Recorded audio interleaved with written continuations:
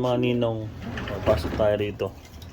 Yan, dito na nagpapakain. Darating lang natin galing ng work. Yan. Ito ang sitwasyon natin sa loob ngayon. Yan. Galit na, gutom. Gutom na. Yan. Bagong paligo yan. Nga may kinis sila ngayon, no? Ang ganda ng mga nila. Tayo sa kabila. Sa biggest dog. Yan sila lahat. Nakaharel si taas. Yan, no? Yan mga ninong ating sitwasyon dito sa breeder station. Ano sila lahat? Sa baba naman may ilan lang. Ayan. Ilan na ibon. Mas lahat, halos dito lahat sa taas. Kasi medyo maginaw pa ng konti dito sa sa loft. Kasi medyo ginawa natin dito sa natin sa exhaust, isang palabas, isang paloob. Kaya medyo maginaw ng konti lang naman, hindi naman yung natotolerate naman yung lamig dito sa loob. Yan. So pakainin ko muna mga ninong yung mga ibon natin, tsaka papalitan natin ng mga tubig yan. Yan. Dahil bibigyan natin sila ngayon ng oregano. Yan. Ngayon mga ninong, kasalukuyang kumakain yung mga ibon natin. Healthy. Makikita mo yung mga ibon talaga natin healthy kasi nagpag-agawan sa pagkain. Ayan, no? Nakagawan sila. Maski dun sa mga natin, sa mga young bird, ayun, no? Makakain sila. Yan. Pero dito talagang magawan sila. One time feeding ginagawa ko dyan. Pero binibigyan ko sila dalawang takal every day. Yan. Yan. Dito naman tayo. Lilinisin natin yung yung tubigan nila. Yan. Ito yung para sa breeding station natin. Ito naman yung para sa colony. Ayan, linisin ko muna mga ninong mga ninong, ito na yung drinker nila. Ayan, bali nalinisan natin. Kumbaga, ito na yung exercise natin everyday. Maglinis ng drinker. Pasensya na kayo sa magulong setup natin dyan. Wala namang matino rito, puro lahat magulo. Ayan mga ninong. Ayan, bali ang bibigay natin para sa kanila ngayon ay ito, yung Belga Bet oregano na 10%. Napakaganda nito sa ibon natin. Bali para sa digestion to. Matagal ko itong ginagamit simula nag-start ako nag-ibon dito sa US. Ganda. Inano sa akin to ni Kuya Neil. Tinuro sa akin kung paano gamitin. Then yun, maganda. Andito naman yung lahat ng niyan, ng mga takal kung ilan ang bibigay mo. Ayan. Palagi ko galing to ng Belgium. Ayan o. Ito. Ayan mga ninong. Ayan. Tapos lalagyan natin ito. Joke lang. Ito lang, yun lang ang ilalagay natin. Okay? Bigyan ko muna sila ng inumin. Mga ninong. Ayan mga ninong, kumain na yan. Binigyan natin ng inumin. At saka dito na tayo sa breeder station natin. Binigyan na rin natin ng pagkain, saka ng inumin din. Pati na rin yung mga breeder natin. Pinalitan natin yan ng tubig, mga ninong. Ayan. Tubig at saka dinagdagan natin ng ng pagkain.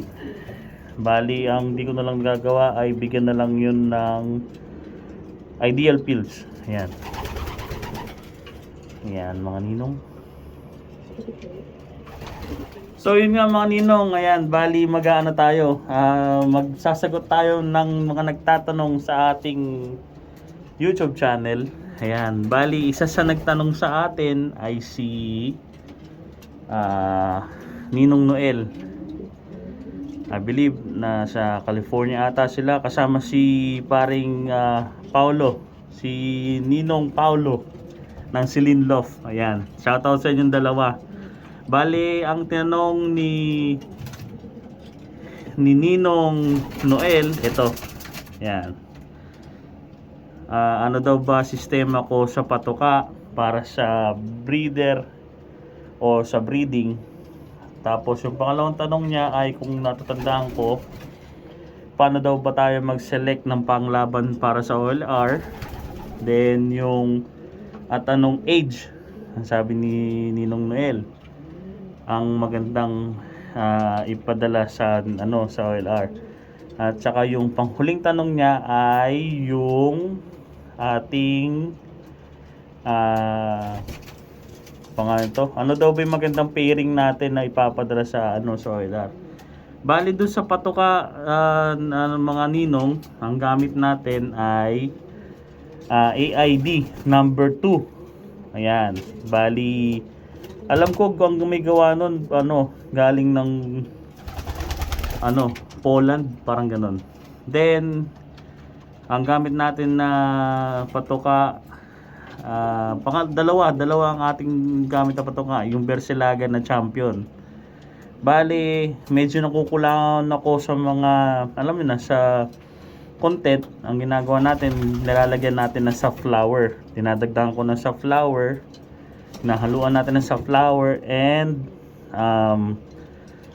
yung buo na corn ang gamit ko, yung buo, para katulad niyan. Yung breeding kasi natin ay winter season, so ang nangyayari ay dagdag init yun sa mga breeder, lalo na sa mga ibon. Ayan, tsaka maganda rin sa inakay dahil kasi bubulto yung katawan nila.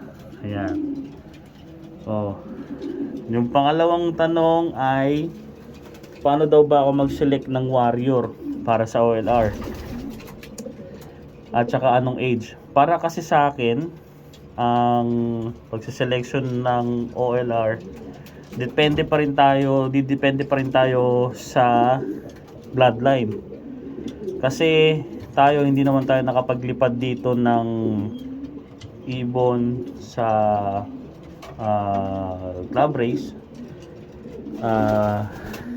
Ang tanging tiwala lang natin ay nasa bloodline. Performance, tumitingin ako ng performance ng ibon base sa bloodline.